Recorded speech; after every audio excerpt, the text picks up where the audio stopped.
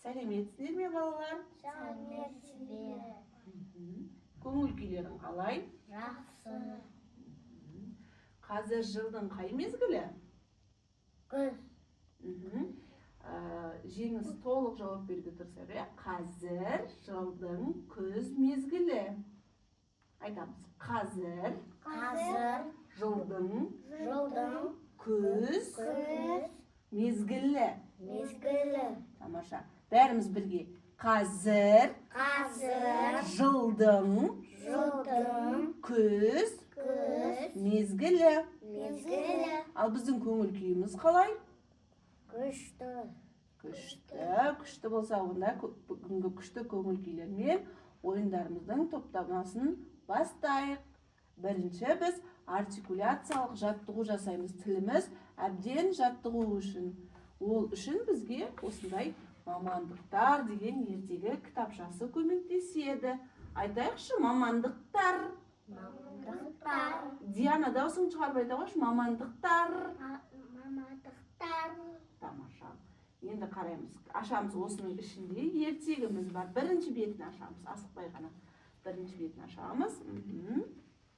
Мен ертегінің желісін айтып отырамын сендерге, жақсы ма? Ертеде бір сұлу қыз болыпты. Ол қыз барлық балаларды жинап білім бергенді жақсы көреді.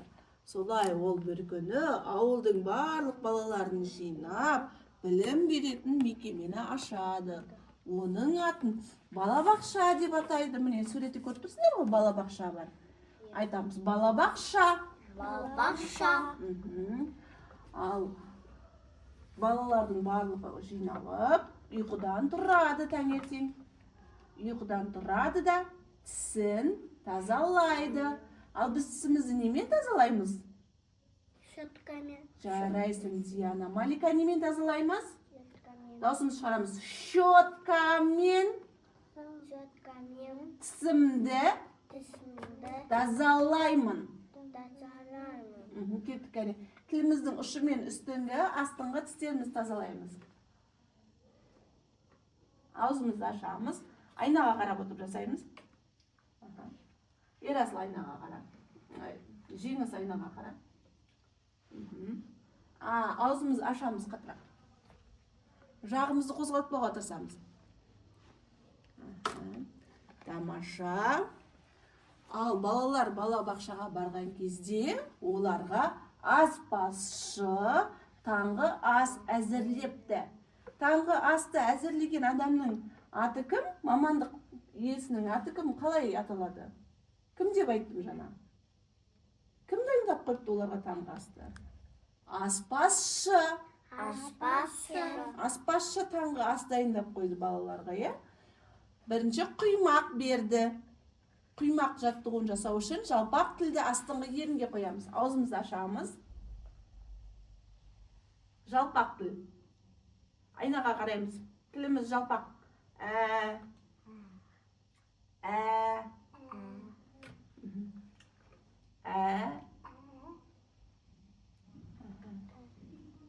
Тағы да бір. Нанға тосап жағып берді. Тосап еріндеріне жағылып қалыпты балалардың. Кәне ернімізге жағылып қалған тосапты жеп қоямыз.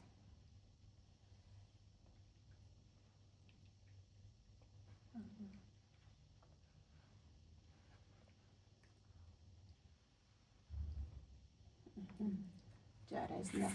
Балалар таңғы асты ішіп болғансын, ұстаз оларға сабақ үйретеді екен, е? Сабақ. Балалар сабақ оқып болғансын, серуенге шығады, солай ма? Серуенге шығады. Қыздар әткеншек тебеді. Ерасыл айтайықшы, әткеншек. Әткеншек. Жарайсыңдар. Жалпақ тілді жоғарғы төменгі тісімізге кезекпен тигіземіз. Аузымыз ашамыз.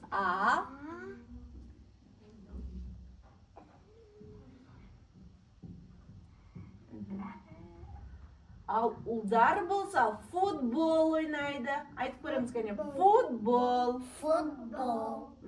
Малика, футбол. Жарайсың, кеттік. Тіліміздің ұшын оң, сол, ортымызға кезекпен тигіземіз. Аузымыз жабамыз.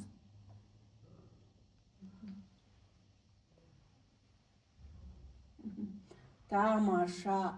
Балалар даладан серуеннен ойнап келгеннен кейін топтар түскі асын ішіп тынығуға жатады екен, тіліміз де тынығады өзінің орнында. Тісіміздің ішіне саламыз. Түсіреміз, Ерасыл. Асықпа. Түсір тіліңді. Өзінің орнында ұйықтап жатыр тіліміз. Айнаға қара. Демейміз. Солаймен. Жоқ. Кейін тартылды. Өзінің қалпында. Жарайсыңдар. Осымен біздің ертегіміз аяқталды. Ал енді балалар кезекті ойындар шеруінде біз бүгін мамандықтар жайында өтеміз ғой. Сондай бір керемет мамандықтың бірі футболшы мамандығы екен. Футболшы деген кім деп ойлайсыңдар? Ойланып көрдіңдерші? Не істейтін секілді сендерше? Футбол көрген жақсы көресің ба? Не істейді футболда? Доп тебеді, допты теуіп, қарсылас командаға гол салып ойнайды, жарысады бір-бірлерімен, қарсылас командалар. Ал енді бүгін біз өзімізді осы футбол алаңқайында футболшының кейпін сезініп көрейік өзімізге. Малика ала ғой. Диана киіп ал. Ерасыл өзің киіп футбол. Футбол формасын киіп аламыз. Осы футболканы шешпейміз, сыртынан кие саламыз. Сыртынан кие саламыз. Сыртымыздан киіп аламыз. Кімге көмек керек? Диана, саған көмектесейін?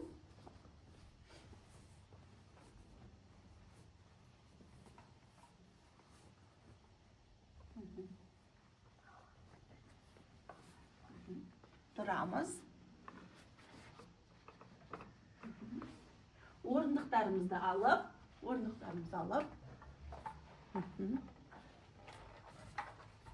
алаңқайға қоямыз. Әр дөңгелектің астына бір-бір орындықтан қоямыз балалар. Ерасыл? Ал енді балалар, орындықтарды қойып болғансын маған қараңдаршы.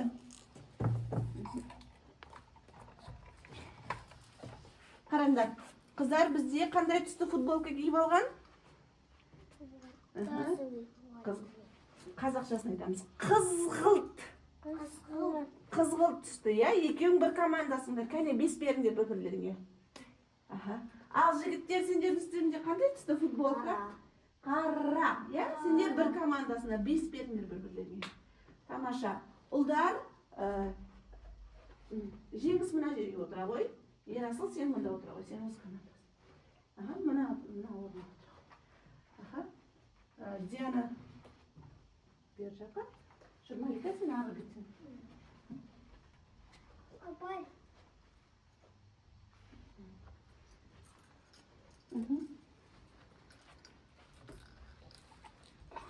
Ал балалар, сендерге мен ойынның шартын түсіндіріп кетейін. Футболды, сендер көрген футболды адамдар қалай ойнайды? Аяқпен ойнай ма, қолмен ойнай ма? Аяқпен.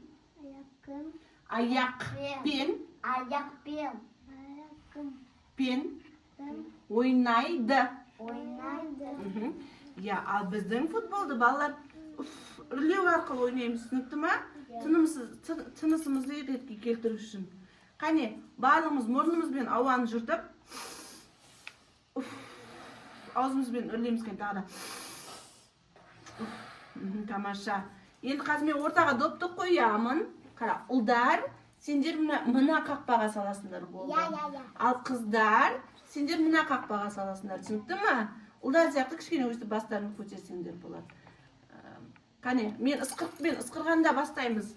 1, 2, 3. Аламыз. Әмет беремін. Қане, 1, 2, тоқтаймыз, күтеміз, мен ысқырам. 1, 2, 3.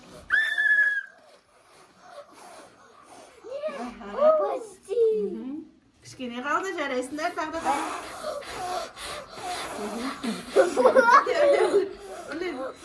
Malika hadi.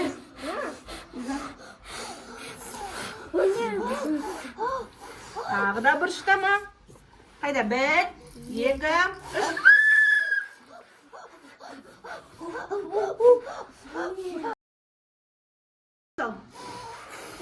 Öyle. Tағы да қайтадан. Тамаша жарайсың. Гол. Да берет. Vay, молодцы, жарайсың, тамаша. Ал балалар, бүгін бізде есеп 1-1 болды. Кім жеңді? Достар. Иә, жарайсыңдар. Достық жеңді. Тамаша, біз бұл кім болдық? Қазір кімнің рөлінде ойнадық? Футбол. Футболшы болдық, иә? Футболшы. Жарайсыңдар. Қайтадан ортаға келеміз. Орнымызға отыра қояйық. Орындықтарыңды алып, ортаға келеміз. Орындарына отыра қойыңдар.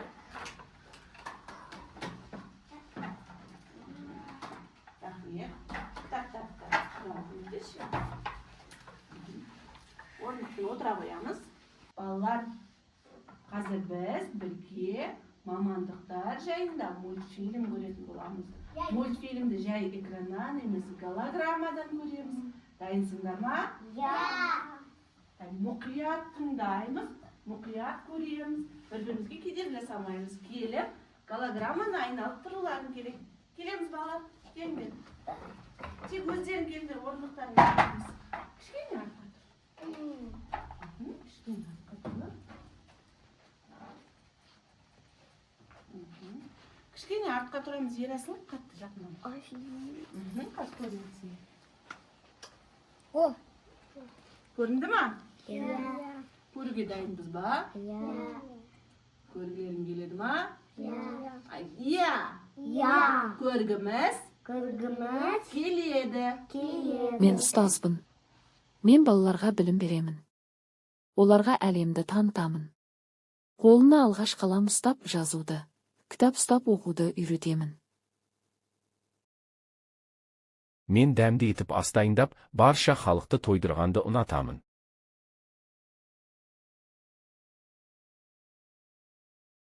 Мен футболшымын. Мен доп тепкенді жақсы көремін. Қарсылас командаға гол салу менің арманым. Мен дәрігермін. Мен алдыма келген кез келген науқас адамдарды емдеймін. Балалар, сендерге видео ұнады ма? Иә, видео.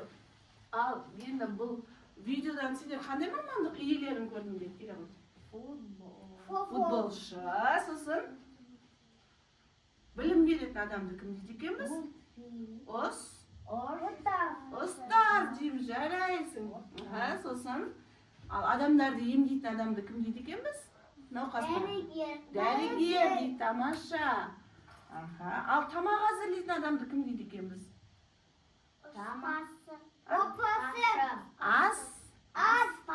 Аспазшы, тамаша. Жарайсың.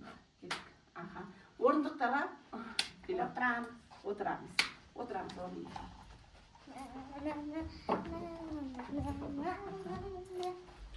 Ал енді балалар қараңдаршы, жаңағы видеодан көрген мамандық иелері. Мынау кім? Бұл кім? Малика кім бұл? Ұстаз. Ал мынау кім? Диана. Дәрігер. Ал мынау кім? Ерасыл? Футболшы. Ал бұл кім? Аспазшы. Жарайсың, аспазшы. Енді балалар қараңдаршы, осы мамандық иелері құралдарын жоғалтып алды. Ал құралдары осы бөлмеде жасырынып тұр. Міне қараңдар, бірінші құрал, бұл не? Доп. Кімнің құралы? Футболшы. Ал бор, Малика, кімнің құралы? Кімдікі бор? Тақтаға кім жазады? Мен. Айта ғой, көмектесе ғой. Жеңіс көмектесе ғой. Кімдікі?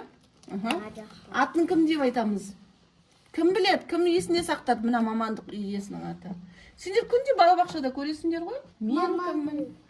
Осташа. Ұстаз. Осташ. Ұстаз. Ұстаз бормен жазады екен, е? Сала ғой. Малика, сала ғой. Жапсыра ғой. Ал енді балалар осындай стикерлер бізде топта құралдар жасырылып тұр. Әр жерде жабыстырылып тұр. Соларды тауып алып келеміз. Аха. Қайда 1, 2, 3 бастаймыз. Мен таптым. Аха. Бұл не? Градусник, е? Қызуды өлшейді. Ауырған кезде. Мен таптым. Бұл не? Укол. Ауырғанда дәрі салады сонымен адамның денесіне. Ожау. Ожау. Тамақта құяды сонымен. Ерасыл, алып кел біртіндеп, жабыстырамыз. Кел, алып кел жинама қолыңа.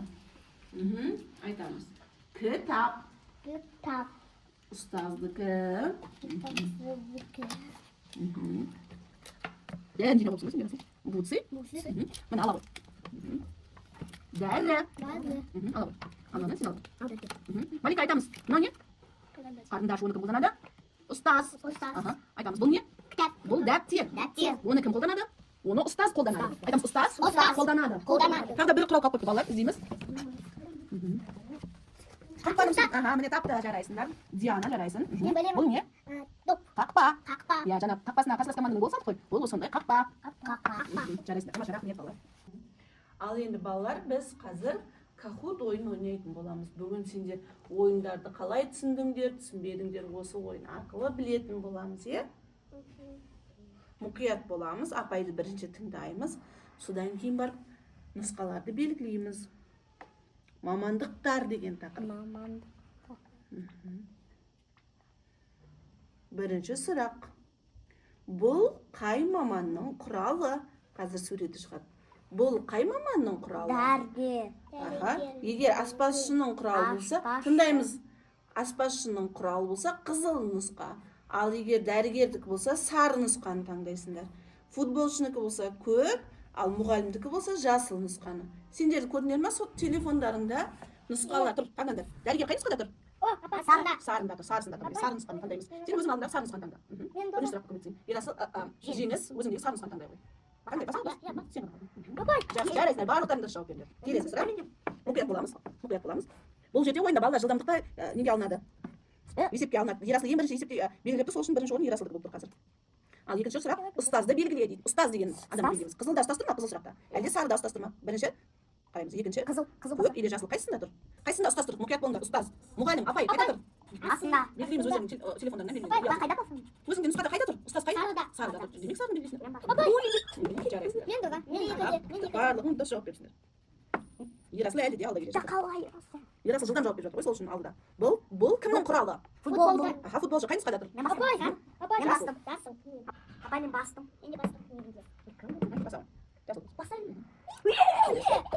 Ал ең бірінші орында Малика шықты. Кішкене Ерасыл жаңа ұялы телефон блокқа түсіп қалды. Малика бірінші орынға шығып кетті. Келесі. Ал мұқият боламыз. Енді көмектеспеймін. Енді ойын түсіндің бе ғой? Тамақ жасағанды ұнататын мамандық иегері. Мен көзім. Қызыл. Кім тамақ жасағанды жақсы біледі? Мен. Жақсы керек. Малика әлде бір. О, мен қойдым. Қандай көресің? Доп тепкенді ұнататын мамандық иесі кім? Доп тепкенді кім ұнатады? Қызыл. Кім доп тепкенді ұнатады? Мен көк бастым. Дәрігер ма, футболшы ма, аспазшы ма? Футболшы. Аха, футболшы қай нұсқада тұр? Мен бастым. Футболшы көп деді ғой. Ал. Бұл кімнің құралы? Бұл құралды кім қолданады? Сары. Мен бастым. Ұстаз. Ұстаз. Ұстаз қолданады. Бала сары дейміз. Ұстаз қолданады. Жарайсыңдар. Келесі сұрақ. Қараймыз. Бұл ыдысқа ас пісірген. Кім жақсы көреді бұл ыдысқа? Тамақ. Кім жақсы көреді тамақ Мен. пісірген? Қандай мамандық иесі тамақ пісірген жақсы көреді? Аспазшы. Аспазшы. Айтамыз. Аспазшы. Ал кім үшінші орын? Ерасыл, шапалақтаймыз. Мен Екінші орын Жеңіс. Бірінші орын Малика. Ал күшті қатысқаны үшін бізде Диана. Шапалақтаймыз. Шапалақтаймыз қолыңызды. Жарайсың. Керемет, балалар сендер бүгінгі. Қазір кішкене тағы ойнайтын боламыз, түстен кейін. Бүгінгі біздің ойындарымызды өте керемет түсініпсіңдер. Біз қандай мамандықтарды өттік бүгін? Білім беретін бізге? Ұстаз. Емдейтін адамдарды, науқастарды? Дәрігер. Жарайсыңдар. Малика, кім емдейді адамдарды? Аха. Ал футболды кім ойнайды? Футболшы. Футболшы Ерасыл кім ойнайды екен футболды? Футболшы. Аха. Ал тамақты кім әзірлейді? Аспашы. Аспазшы, жарайсыңдар. Енді балалар, Баяттарды ойнаймыз. тағы да ойнаймыз қазір. Балалар, сендерге осы Мен екі. бүгінгі өткен тапсырманы тыңдаймыз, жеңіз. Бүгінгі өткен тапсырманы үйде қайталауларың үшін осындай кітапшаны таратып беремін. Осындай кітапшада сендерге арналған QR код бар. Осы QR кодты анамыздың телефонымен сканерлеп, жаттығуларды менімен бірге қайталаймыз. Түсінікті ма? Я. Я. Ақылды болғандарың үшін сендерге осы кітапшаны таратамын. Үйде жалқауланбай кітапшаны ашып, ішіндегі жаттығуларды орындаймыз. Апай тағы да не ойнаймыз?